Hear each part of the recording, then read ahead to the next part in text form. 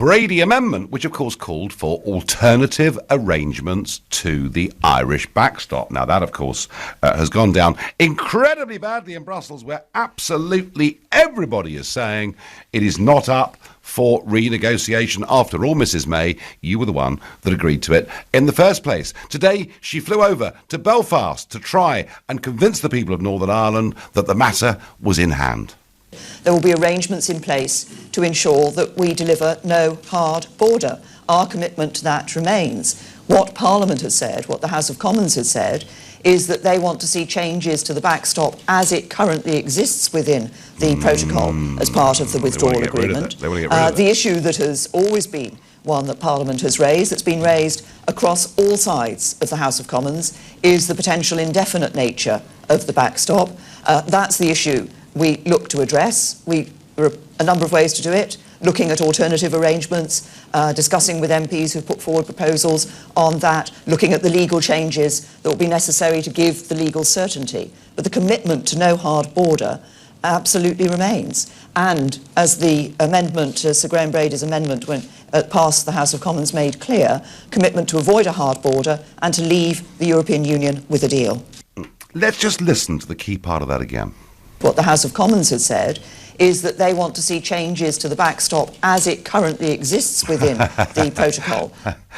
And she went on later to talk about, we're not going to get rid of the insurance policy. So she basically has accepted the fact already that Brussels will not discuss alternative arrangements until after the withdrawal agreement has gone through the Houses of Parliament and the European Parliament too. They're going to give her nothing. She accepts that. And if she really thinks that the ERG and the other Eurosceptics that voted for the Brady Amendment did so for some tinkering around with the backstop, she's got another thing coming. They voted for alternative arrangements. That meant, Mrs May, getting rid of the backstop. Folks, we are no further forwards with this whatsoever. And it amazes me that her language on this has changed before she even gets to Brussels, and she'll be here, and I'm here today, she'll be here on Thursday to meet Mr Juncker. It's as if the white flag is flying before we've even properly tried. But back to Jezza. Roy in Fareham says that, Corbyn must have known this would come to light and no doubt will have a smart answer. Go, my new chum Jezza. Well, Roy in Fareham appears to be a little bit of a convert. Anyone who's followed Corbyn for years, I get on Twitter, already knew this. Only gullible students don't, unfortunately. Well, that is the constructive ambiguity that I was talking about earlier. But are you delighted or disgusted to hear Corbyn calling the European Union a big Frankenstein monster? Language that even I wouldn't use. He's more Brexit than me. Martin is a new caller from Gloucester. Good evening, Martin. Hi, Nigel. How are you? I'm well. So what do you make of this? I mean, is this the true Jeremy Corbyn? Because I think it is. Well, I hope so. Yeah, I've always voted Conservative. I've never voted Labour. I've always voted Conservative. But if he hung his colours to the mast and came out and said that he was pro-Brexit, then I'd vote for him today. Would you really? So would you? I mean, Theresa May says she's pro-Brexit. I know she doesn't always seem to behave that way, but if you had the choice, Martin, of Theresa May talking about her deal or Jeremy Corbyn calling it a Frankenstein monster, could you really switch and vote Labour? Yeah. Wow. Yeah, in a heartbeat. Yeah. In a heartbeat?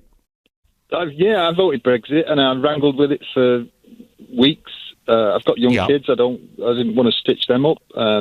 But I just feel we need to be masters of our own destiny.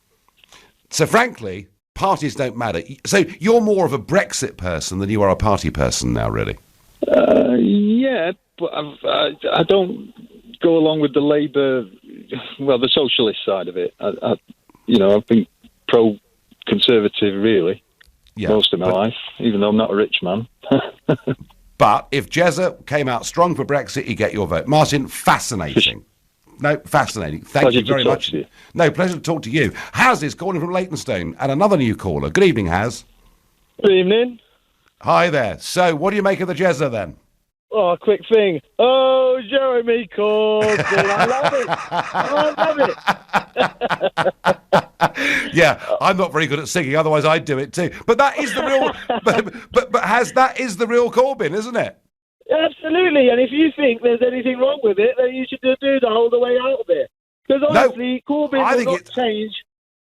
Not you, as in everyone who's listening, but as in Corbyn, whatever he sticks by, he'll stand by. The issue is the Labour Party. That's the problem. And it's all these bunch of MPs, these idiots, who are sitting behind him or right next to him. That's the issue. Are you a Labour voter, Haz? This election, because of Corbyn, I voted for Labour, absolutely. Before that, I voted for the Tories. OK. And if Corbyn came out, as a strong, we've got to leave, it's a matter of principle, this, we don't want to get into a European army and all the rest of it, do you think the Labour Party's score might improve? That's the issue. The problem is we've got to understand that our electoral system is not like the same as other countries. We don't vote in a president or we don't have separate votes. Our MPs collectivise and our votes put together make someone a prime minister. We really need to understand the system. We've got the FDP system. It's really, even if Corbyn came out because of his MPs, he wouldn't have enough support. That's the biggest issue, which is a shame. And a lot of Remain voters voting Labour too. Haz, before I let you go, give me Jeremy Corbyn again. Oh, Jeremy Corbyn!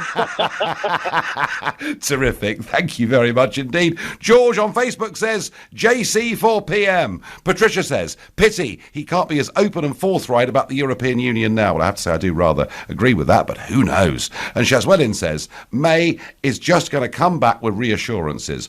Look like we're going to have to get Jezza to get us out. Well, who's to say what will happen in the final analysis? Bannon is a new caller from Cambridge. Good evening to you. Evening, Nigel. It's an absolute pleasure speaking to you. But before actually knowing you were a nice person, the media had painted you like a demon. But actually, I've been listening to you now for quite some time, and I have to say you're a top lad, top man. Honestly, thank you. To do Bannon, what you're doing. Thank you. I was, shall we say, somewhat demonised by a media. But the trouble is, Bannon, the trouble in this country is, because we have a first-past-the-post electoral system, we have these two tribes, the red tribe, the blue tribe. Anyone comes along and dares challenge them, and they are demonised. But hey, it's sweet of you. So, I have to say, I'm from Nigeria, and I moved here 10 years ago.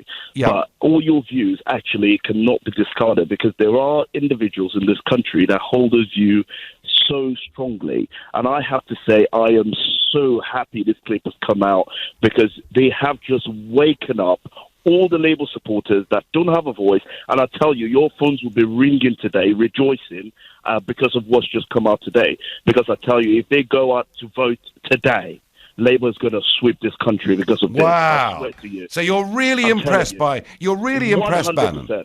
Wow. 100%. I mean, I voted Conservatives when I came here twice.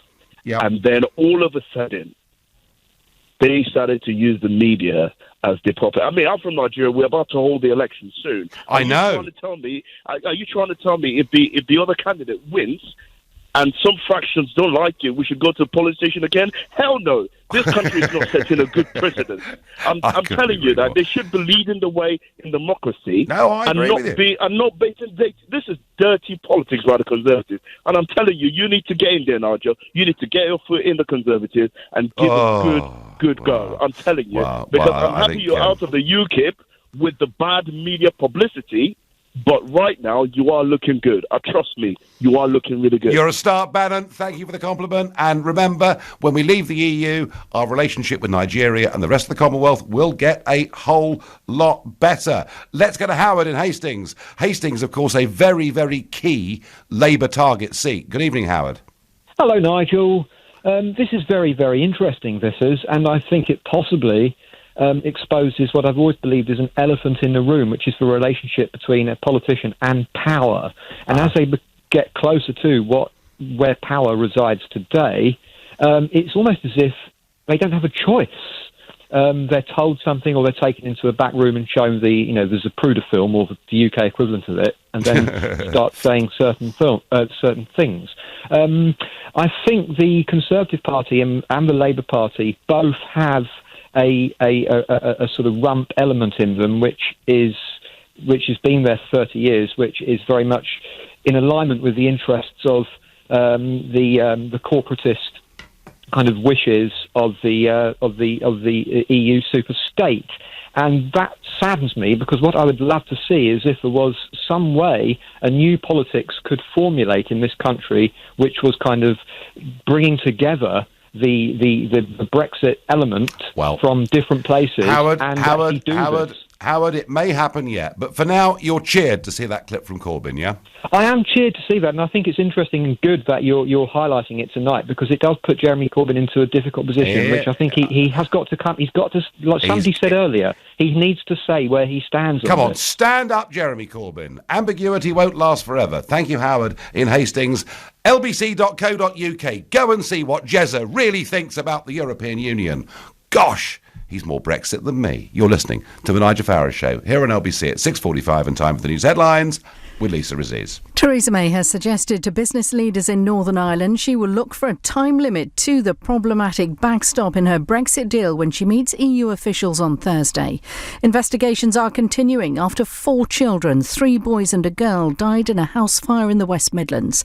Investigators are attempting to recover a body seen in the wreckage of the light aircraft carrying Cardiff City footballer Emiliano Sala and his pilot. LBC weather, wintry showers in the far north, rain and strong winds across England and Wales, a low of 1 degree.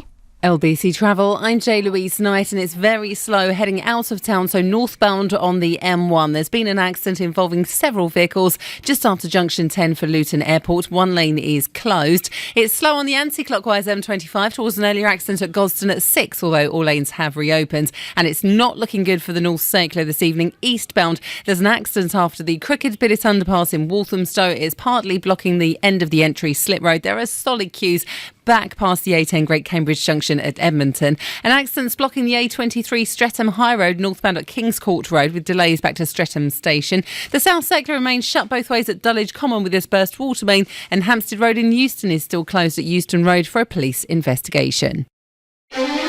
Coming up at 7 on LBC, Ian Dale. At 8, Shadow Chancellor John McDonnell joins me for an hour to take your calls. But first on the News Hour, Theresa May in Belfast, Liam Neeson and Trump's State of the Union. Ian Dale on LBC.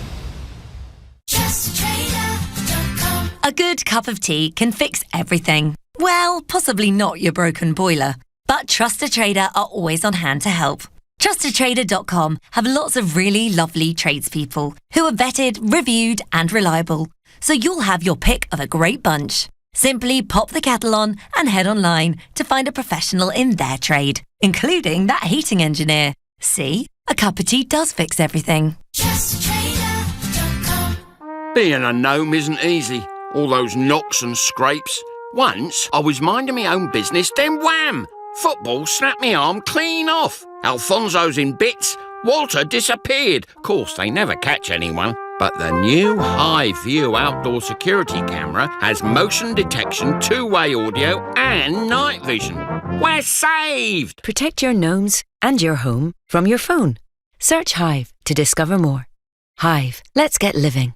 So I still remember the feeling of walking into my GCSEs. I think the weeks before, I kind of thought good was going to be good enough. But then I remember in the final lesson before the exams, our teacher left notes on our desks. Mine said, if you're going to think at all, think big. And if you're going to think big, think bigger. I was thinking small, but she inspired me to think otherwise. Teaching. Every lesson shapes a life. Come along to the London Train to Teach event on the 9th of February. To register, search Get Into Teaching. The work van. Functional, trusted, vital. But what about advanced, desirable, distinctive? Introducing the all-new Peugeot Partner with innovative surround rear vision and the acclaimed Peugeot iCockpit teamed up with a payload of up to a ton and room for 2 Euro pallets. It's more than a work van, it's a partner. Voted What Van LCV of the Year and International Van of the Year 2019. Master the impossible. Experience all new Partner and drive it for yourself at your local Peugeot dealer. Discover more at business.peugeot.co.uk. Life is full of so many things. Happy things, sad things, and surprising things. You've got commuting things, typing things, planning things. With all these things, it's easy to forget you need to eat something. So open the Uber Eats app to order a sushi thing, a burger thing, or perhaps that new thing. Sit for a minute and enjoy that thing, and then get back to all your other things. Uber Eats. Get food delivered wherever life takes you. Download the app today. Available at selected times in selected locations. Smile. The TUI sale is now on, with great offers on destinations from Turkey to Tenerife. Reunite and save up to £200 per couple. Book online or visit your local TUI store and fly direct from London Stansted Airport. We cross the T's, dot the I's and put you in the middle. TUI. Discover your smile. Atoll protected. Offer available on selected holidays. Departures from May 2019 for a limited time and subject to availability. Booking T's and C's apply. See website for details. This is LBC, the Nigel Farage Show. Call 0345 6060 973. Text 84850. Tweet at LBC using the hashtag Farage on LBC. We're talking Jeremy Corbyn. We're talking about that clip from him in 2009 sounding more Brexit than me. And we're asking ourselves, is this the real Corbyn? If it is, should he stand up? And could he play a really vital role over the course of the next few weeks on Brexit? Or do you think he's actually changed his mind and he's now a Remainer? Because I don't for a moment. Before I get back to that, one very odd, strange, worrying thing is the Finance Minister in Ireland, Mr Donohoe, has basically refused to meet British officials to discuss how a hard border can be avoided using existing technology, placing, it would seem, his entire faith in the European Union. The Irish are playing a very dangerous game on this, and that bullheadedness, I think, is pretty stupid. Now, Annie says on Facebook, the next thing we'll hear is that Mrs May's really a Brexiteer. No, Annie, we won't. She isn't. She never was, and she never ever will be. But Jeremy Corbyn has always been a committed Eurosceptic, and aged nearly 70, he hasn't changed his mind. It's a lot of nonsense. Steve is calling from Liverpool. Good evening, Steve. Good evening, Sir Nigel. How are you? Very well, thank you. So what did you make of that Corbyn clip? Well, I think like many people, Nigel, I think that's basically who he is and what he has always been. And the same applies for John McDonnell, Len McCluskey at Unite, and Mick Cash of the RMT, who are staunch Brexiteers, as you know. But this now causes a huge problem for him and his membership, particularly in London, because they can now see that Jeremy Corbyn has basically been telling, shall we say, he's been a bit liberal with the truth to the people that have been paying their membership fees to the Labour Party, because they bought into this idea that he is going to stop Brexit. And if anything, he is the man who can drive Brexit over the line, because that's why he's been so quiet. Yes, no, Steve, he is in an enormously important position, isn't he, for the next 7 weeks? Absolutely, Nigel, absolutely. I think he knows that too. I think, McDonnell, Mick Cash, Len McCluskey, they all know that too, because they know, obviously, 70% of Labour constituencies voted to leave the European Union, and that is going to come back to bite them, and they know that. So do you think, Steve, do you think maybe he's playing quite a clever game, in that he's keeping this below the radar, but when 8 of his own shadow ministers defy the party whip, he doesn't take disciplinary action? Is he just sort of quietly trying to help Brexit to happen? Well, I think he is, but I think there's also the politics in it, Nigel, because he knows if he puts his head above the parapet, he's going to lose. I think they've already lost 150,000 of the members of the 600,000 that they have. They have, yeah. So he's looking at obliterating the membership and obviously fracturing his party completely. But I think if he was to tell the truth and say that he's a committed Brexiteer, which everybody knows he is, I think he would get huge support, and it would be a great thing for the country and for Brexiteers in general. Tell you what, Steve, you get my support. Thank you. Michael on Facebook says, flipping heck, who'd have thought it? Nigel Farage talking about and practically endorsing Jeremy Corbyn to deliver Brexit. Tell you what, anything can happen now. It's a funny old world. Michael, I honestly don't think that left-wing or right-wing politics matter a damn, because what we're talking about here is whether we, as a sovereign country, genuinely determine our own future. And I've always, through the years, worked with people across the political spectrum. I've been on platforms with Kate Hoey and Graham Stringer from the Labour Party in the course of the last few months. Bob Crow, was somebody that the late Bob Crow was somebody that I regarded as a friend, way to the left of me on economics and many other things. But we agreed about this country. We agreed about self-government. We agreed about the whole concept of Brexit. And I tell you what, if Jeremy Corbyn did stand up tomorrow, the real Jeremy Corbyn stood up tomorrow, I would cheer him to the rafters, despite my huge disagreements with virtually everything else. This issue of Brexit matters more than normal party divides. That's at least how I feel. Adam is calling from Leeds. Good evening, Adam. Good evening, Nigel. How are you? I am well. Now, of course, in the north of England, there'll be Labour voters listening to this thinking, "Ooh, go on, Jezza." But in London, they'll be appalled, Adam, won't they? Well, I think.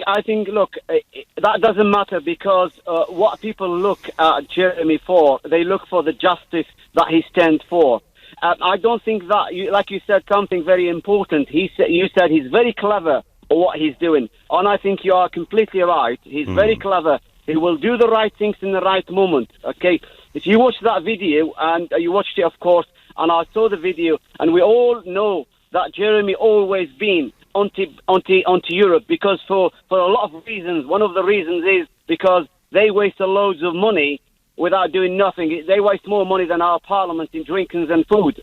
You probably know that yourself. You know, and, that's what they say. And he will. The reason is because they waste loads of money. Adam, the radio was turned on and we started to lose you, which is sad. I've got time for one very quick call. Mark in Cromer in Norfolk. Hi, Mark. I'll be ultra quick, I promise you. I agree totally. Corbyn is a slimy hypocrite on his views in the EU. Second, did you see Donald Tusk telling Cameron on the BBC last week he was stupid to allow that referendum? And how do you feel about that? Yes, I did. And of course, Mark, they hate referendums here because they often go against them. When they do, they generally force people to vote again. And, you know, frankly, for some jumped up, unelected official like Tusk to try and push around a British Prime Minister, I think the whole thing's a disgrace. My last point is that my MP in North Norfolk is Norman Lamb, fantastic constituency MP. Yes. What message do you have for Norman where Liberal Democratic policies are Remain, given that this constituency voted 59% Brexit? I know it did, and I know friends that live in the constituency who like Norman as an MP, but not his views on Europe. I'd say Norman Lamb, remember the traditions of the old-fashioned Liberal Party. They would have been Brexit. Mark, I thank you. Let's finish off with a bit of a treat, shall we? Let's listen to Jeremy Corbyn speaking in the second Irish referendum campaign back in 2009. If you succeed in getting a no vote here, that will be such a boost to people like us all over Europe that do not want to live in a European empire. Yeah, go on, Jezza. Go on, go on. Now, I'm pleased you're having a referendum. I wish we were having a referendum in Britain. I obviously hope and believe that the Irish people will vote no in October, but don't scrap your posters, don't recycle them, because you're going to need them for a third referendum. Because I've just got a feeling they're going to keep on voting until they get the answer they want. I remember that day, just like Thomas, when the last Irish referendum result came through in the British Parliament, the ministers started saying, we're going to have to look again at this. Hang on, what business of the British Parliament is it? How the Irish people decide to vote, yeah? And under the terms of the Lisbon Treaty, Europe will become subservient to the wishes of NATO and the aims of NATO. We are creating for ourselves here one massive great Frankenstein, which will damage all of us in the long run. Wow. What it does is creates this military machine, this military Frankenstein, which will be so damaging to all of us. Oh, Jeremy Corbyn. Wow. He's more Brexit than I am. Maybe it's a good thing that he's leading the Labour Party. Maybe he's playing a very clever game and he's holding back the Keir Starmers and others. Fascinating.